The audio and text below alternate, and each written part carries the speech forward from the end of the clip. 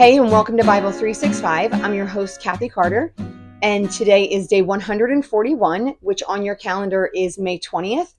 We are reading Psalm 83. This is a big one. Psalm 83, 1 Chronicles 29, 23 through 25, 2 Chronicles 1 through 13, and then 1 Kings 2:13 through 3:15. It's not that it's a massive reading, it's just kind of all over the place. We're getting into this area in our readings that are in multiple books. Okay, so Bible 365 means that we are reading through the Bible in 365 days.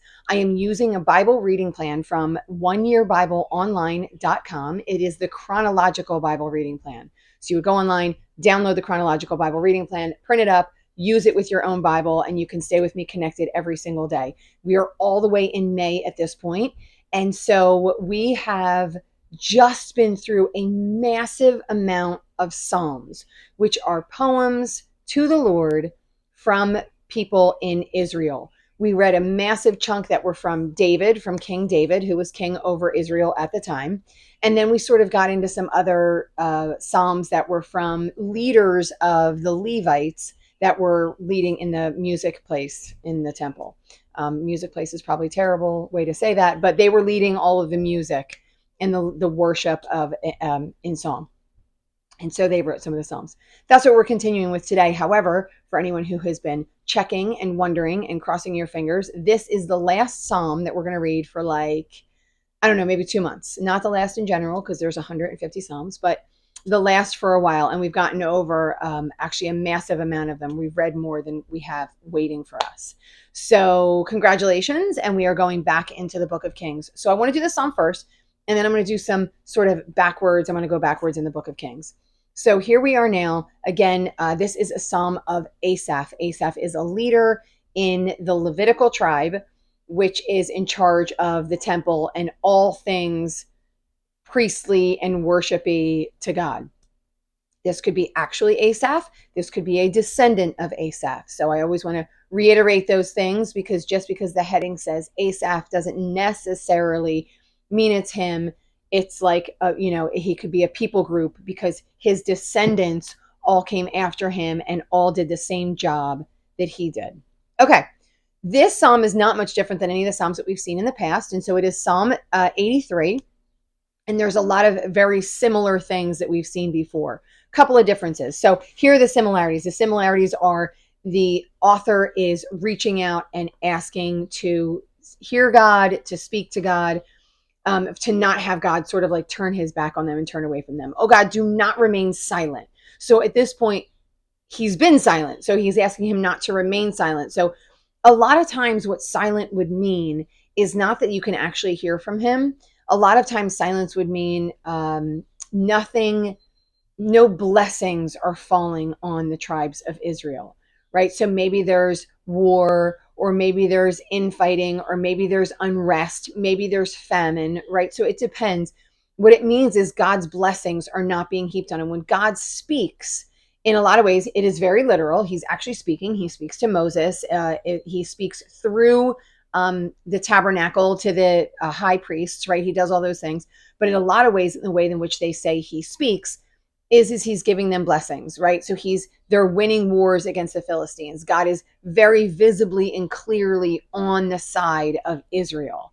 In a lot of ways, they say they can hear him speaking when he does it. You spoke through Moses when you did all these things. You spoke through, right? So in here, they're essentially saying nothing's really, we're not getting a lot of blessings. I'm going to say that's what he's saying. We're not getting a lot of blessings.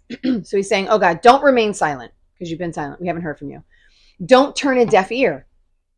And it says, do not stand aloof, O God. See how your enemies growl. So enemies are starting to maybe form around the people. And this is, we've had a lot of this before, but it says in verse 3, this is one of the ones I wanted to point out.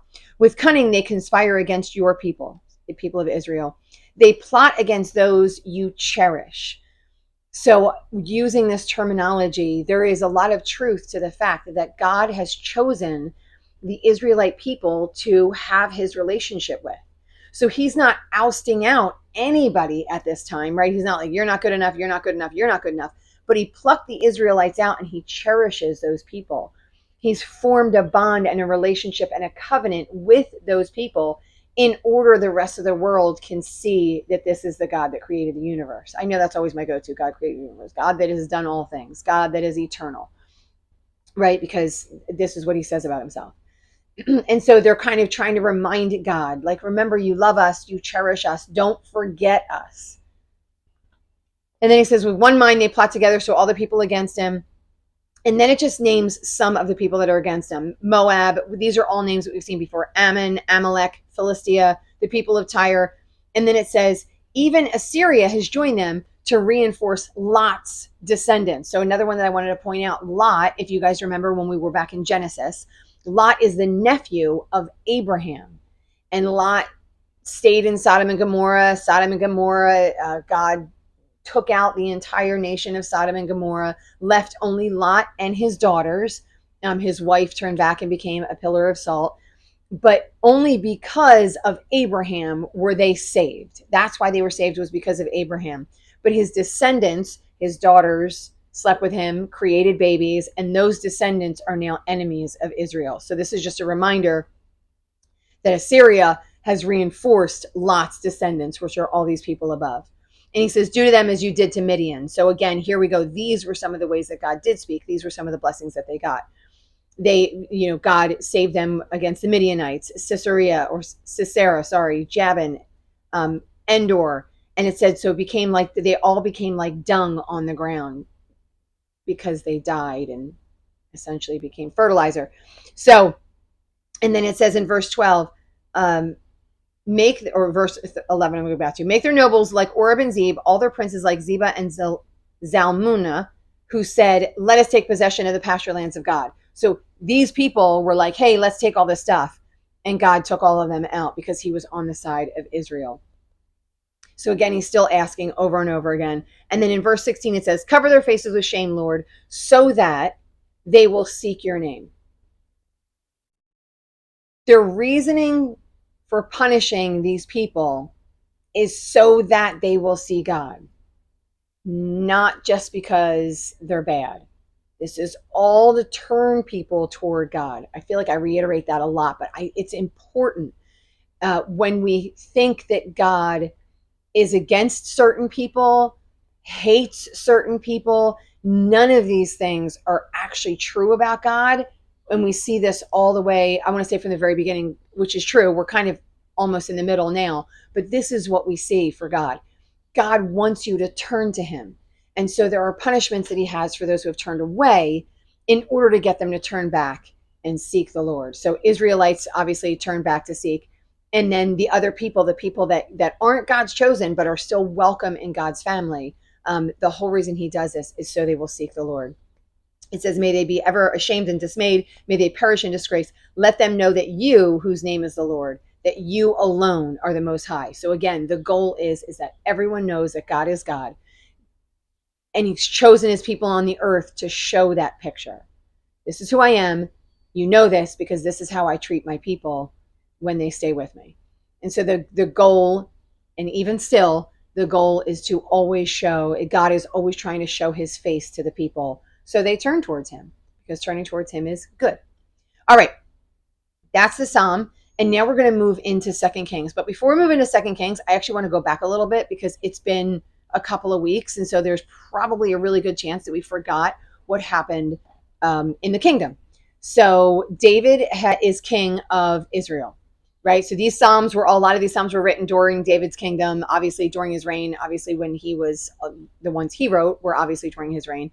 Some of these after may not have been, but let's go back to the time where David ruled over all 12 tribes of Israel. Once he was done ruling over, he was dying, his one son tried to come in and become king, even though he promised the kingdom to his son Solomon, Bathsheba's son, Solomon. The kingdom was promised to him. His brother tried to take it over. And when his brother tried to take it over, obviously he didn't succeed. David came out and he supported Solomon. And then Solomon gave this guy freedom. So if we go back to 1 Kings, like in the neighborhood of 1 Kings 1, around 52, the brother Adonijah comes to him and is essentially like, I'm so sorry, please don't kill me. And Solomon replies, if he Adonijah, shows himself to be worthy. Not a hair of his head will fall to the ground. But if evil is found in him, he will die. So remember that. If evil is found in Adonijah, he's going to die. But right now, Solomon is like, listen, your life is your own. Even though you try to take the kingdom from me, I'm going to give this to you. I'm kind of giving you a warning, right? Like we're going to say, in some ways, he's giving him a warning. He's being kind. And then when David dies, David gives Solomon a handful of instructions. He's to punish Joab for taking out the lives of certain people. He's to be kind to Barzillai of Gilead. And Shimei, the one who came out and threw rocks at him and said, you're a murderer, right? And was being awful to David when Absalom, to his other son, Absalom took over the kingdom. He says that guy's to be punished as well. So Solomon has these things that as king, he's supposed to be doing right away. So again, he's saving Adonijah unless he does something evil. He's going to punish Shimei. He's going to punish Joab. And he's supposed to be good to Barzillai. So we've seen a little bit of that. Now we're going to move on. So now, I'm hoping that you kind of caught on to that background. Now we're going to start right away in 1 Chronicles 29, 23 through 25. So it says, Solomon sat on the throne after the Lord as king in place of his father David. So remember, the Chronicles are written by a chronicler, which they had. They had like a scribe, people that were writing stuff down. We believe this was after, that this was hundreds of years later. And they're just reminding the people of Israel of sort of kind of what we're doing, right? The historical context of all that they've been through as the people of Israel. So this is just a reminder for them. Kings happened a little bit earlier. All right, so again, 1 Chronicles. And so he's just reminding them who Solomon is. And it says in verse 25, the Lord highly exalted Solomon in the sight of all Israel and bestowed on him royal splendor such as no king over Israel had had before. So at this point, Solomon in his reign gets splendor, like, money and things and blessings. And right, he gets all of these things. The Lord has decreed that this is good. This is what the Lord decreed for him. And then it repeats the same thing in 2 Chronicles 1, makes him exceedingly great. He's a great king. So now we're going to move down to 1 Kings 2. And this is where we're coming back to story. So hopefully you guys have read this.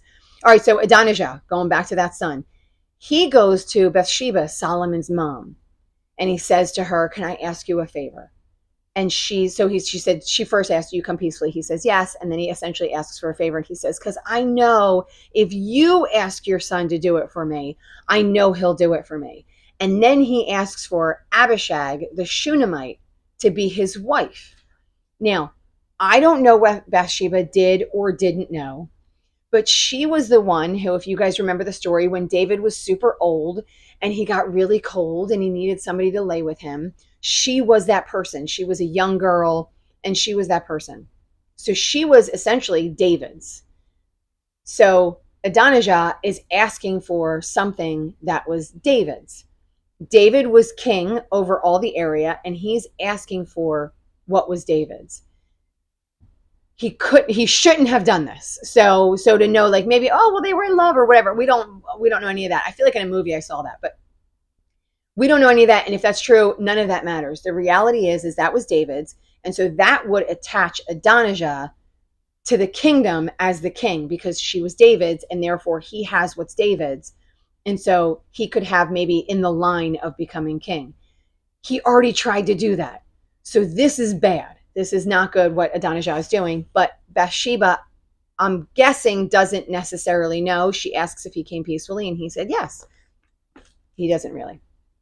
All right, so then in verse 21, it's King Solomon. She goes to King Solomon and she asks for this. And he says, why do you request Abishag?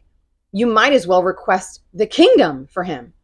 After all, he's my older brother, so he's older, and then he's going to get something that's David's, and then that's going to put him in line for kingdom. He says, yes, for him and for Abiathar the priest and Joab, the son of Zeruiah. So he's, again, seeing this kind of this connection, and he's like, you might as well just give them the kingdom. You give him this girl as a wife. You might as well just hand over the kingdom to them, because that would disrupt everything, and people would start splitting again. Oh, well, he got David's wife, and this person stood with him, and right, so he's trying to find another way to backdoor into being king of the kingdom. So obviously it doesn't go over well. So in verse 26, he goes to Abiathar and he says to Abiathar the priest, the king said, go back to your fields. So he's telling him, he's shunning him. He's sending him away.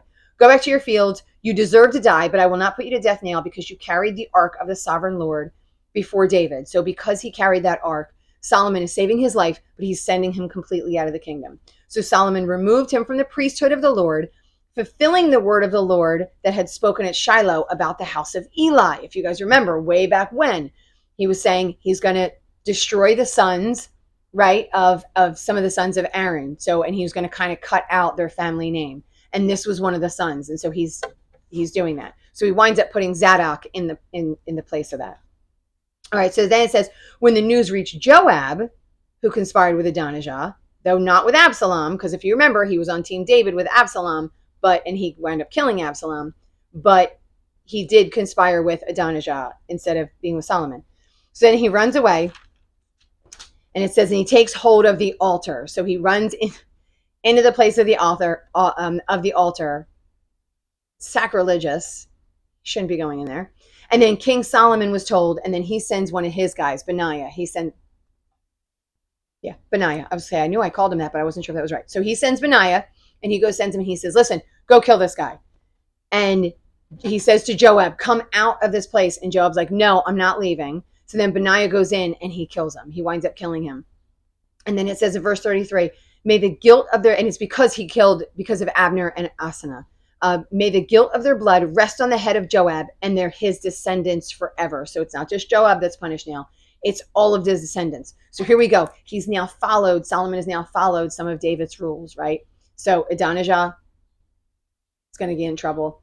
Abiathar, right? He worked on him. Joab, right? So let's see what happens next. So he goes, he strikes down Joab, and he kills him. He was buried in his home. Then the king made him Benaiah, the head of his army. The king then sent for Shimei.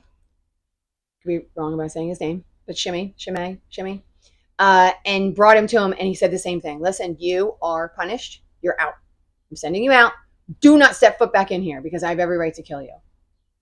Lo and behold, he loses some slaves, and he decides to get on a donkey, or maybe it's a mule, get on that, and to go cross over back into the land and try and find his slaves. And he crosses out and into the boundary. King Solomon finds out, and he obviously comes to him, and he said, I told you that you weren't to do this.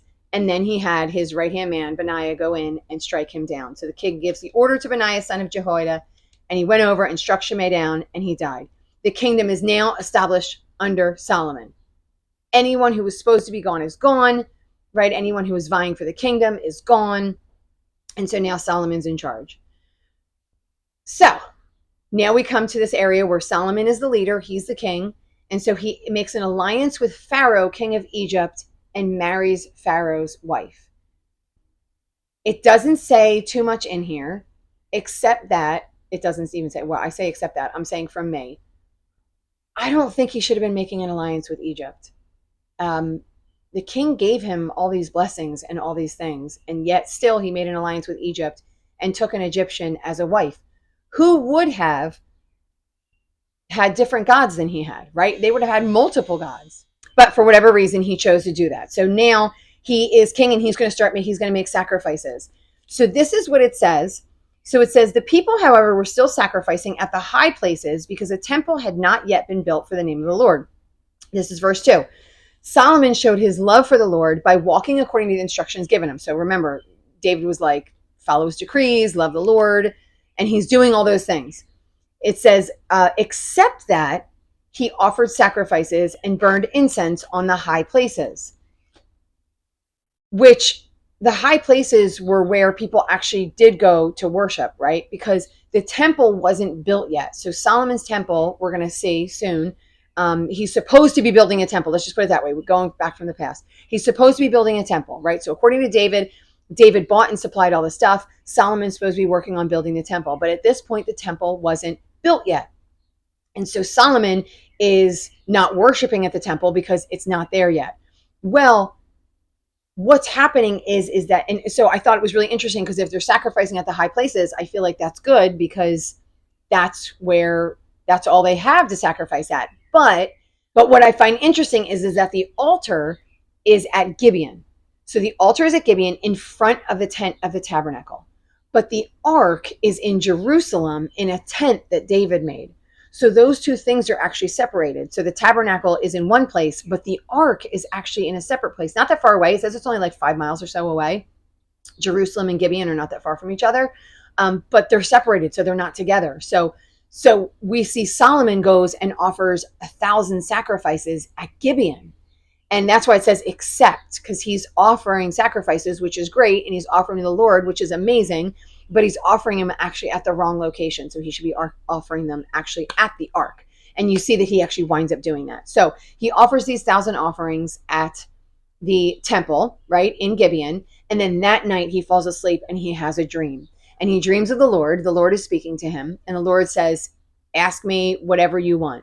And so one of the things that he says, and I want to make this note because somebody, you may or may not have heard any of these things before, but I wanted to make this note because his response is in 1 Kings 3, verse 7, he says, now, Lord my God, you have made your servant king in place of my father David, but I am only a little child and do not know how to carry out my duties. There are some that assume that means he's very literally a child. I want to put out there that we don't know for sure. None of us are 100% sure on the accuracies of his age. It could be true that he's like 8 to 12. It could also be true that he's around 15 to 20. Also young, right? Young to run a kingdom for sure. But the expression of little child might be again, if he's 15 to 20, it's still so crazy young. But I don't think I have a 20-year-old. I don't think my 20-year-old is going to be like, oh, I'm just a little child. I don't know how to work. Right. I think my child thinks they're an adult. And so this expression that he's using, I think, is much more about his capabilities. Right. So he's young in the realm of life. He's one of the younger brothers. Right. He's had tons of brothers over him that are significantly older than him. And so he's asking for wisdom and he's humbling himself by recognizing essentially he's only a child. That's what I think. That's the way I say it. I tend to think that he's more of an adult because, he's married. And I know some would say, well, he's a king. So, of course, he's married. And you see that in kingdoms throughout Europe and things like that. And that is all true. So, again, I want to put out that there is a possibility that he's in the neighborhood of 8 to 12. But I'm thinking it's closer to the fact that he's probably 15 to 20 and just humble enough and even wise enough at this age to recognize that he's not wise enough to run a kingdom. And so he asks the Lord for wisdom. It's one of the things that he asks for. As a matter of fact, it's the only thing he asks for. He wants the ability to judge between right and wrong, right? He knows that people are going to come to him. He has a great weight of responsibility on himself. And he could ask for, this is the God of the universe standing in front of him. He could ask for anything. He could be like, Lord, I want to be powerful like my dad. Lord, I want to rule kingdoms. I want, put everybody under my feet. And he could ask for all of those things because God says, ask me what you want. But he doesn't. He asks for wisdom to be able to properly run his kingdom between right and wrong. There's something to be said about, we go in verse 1 Kings 3, 1 through 4. There's something to be said about Solomon showed his love for the Lord by walking according to the instructions given him by his father David and the question he asks. So I was just having a conversation with my son about he hadn't been to his youth group in a while. And he started recognizing he hadn't been to his youth group, but he had been around a lot of other things. And he had been around a lot of other things that were causing his heart, not necessarily his outward whatever, but it was causing his heart to sin. He was questioning a lot of things, that the world says is really good. And I feel like I'm a broken record. Christian people say stuff like that all the time. But, his friends think are good. His peers think are good. His teachers are telling him are good. And so he's confused in some ways because he's in that so much and he wasn't in the other for a little while. And so he was starting to, I don't want to say have compassion, but he was starting to believe some of these things were true. And so when he went back to his group, he was like, it felt so good to be there because I was starting to get confused. And he said, I want to be with what's right. And I want to believe what is true. so then I can live in this world that's constantly telling me lies all the time. And so I think in some way, and it's hard to recognize, like when you're soaked in all of those lies all the time, and you're only, let's just say that you're somebody that's listening right now and you only go to service on Sunday. By the way, thank you for going to service on Sunday, because you're hearing the word of God one day a week, and that is awesome. I'm going to encourage you to do more, right? Obviously to be in your Bible every day, to maybe be listening every day, if not to me, then to someone else who loves the Lord, because being in completely submerged in God's truth will be able to keep you in a way, in a humble way of understanding who you are, right, in front of the Lord, and then who other people are in front of the Lord. So I think it's just really helpful, because I think that's why he asked for wisdom and not for money or stuff or things or people or places or power. Uh, we get really, really, really invested in power, and that's not what Solomon's asking for. He has it. He's been given it. He's not asking for anything more, even though, again, he made an alliance with Egypt, but that's a whole separate issue. So anyway, but he asks for wisdom. And then God says, because you asked for wisdom, I'm going to give you everything. You're going to have it all. And then it says he returned to Jerusalem after that. And he just, this thing just went on, and I'm sure you can hear it on here. He returned to Jerusalem, stood before the ark of the Lord's covenant. So here we go. This is now he goes to a different place, sacrificed burnt offerings and fellowship offerings. And then he gave a feast to the court. So this is essentially where we're going to end, because the other, I feel like, repeats it.